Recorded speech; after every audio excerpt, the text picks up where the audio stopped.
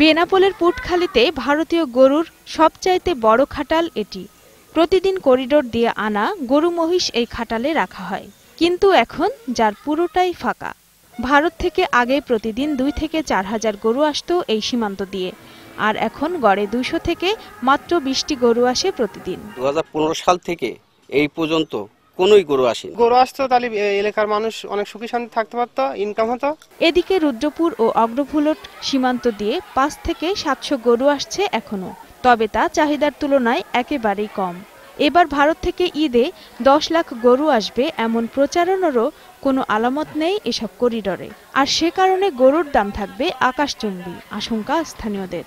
সামনে কুরবানি আসছে, কুরবানি ঈদে আমাদের গরু বেশি টাকায় কিনতে হবে, যদি এমন পরিস্থিতি হয় যদি গরু না আসে আর কি। বেনাপোলের এসব সীমান্ত দিয়ে আগে গড়ে প্রতি মাসে গরু আসতো 59,470টি, বর্তমানে তা মাত্র 3,170টি, যে কারণে সারসার বাগাছড়া 7 মাইল হাটে পশু বিক্রি কমেছে প্রায় অর্ধেকেরও বেশি। নিয়ার 1 লাখ বা তার বেশি গরু আসতো, এখন সেই তুলনায় অনেক কমে গেছে।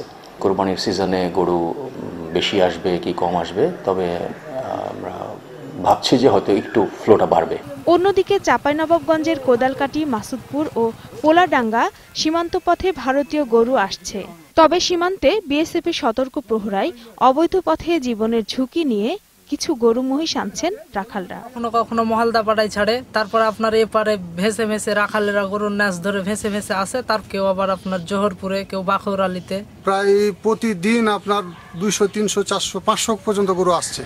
ভারতীয় এসব গরু শিবগঞ্জের কানসাট ক্যাটেল করিডোর সহ বিভিন্ন করিডোরে শুল্কায়ন শেষে বৈধতা পাচ্ছে, পরে পাঠানো হয় দেশের বিভিন্ন স্থানে। এসব বিষয়ে স্থানীয় বিজিবি ও কাস্টমস কর্মকর্তারা কোনো কথা বলতে রাজি হননি। রত্না জামান, 21 টেলিভিশন।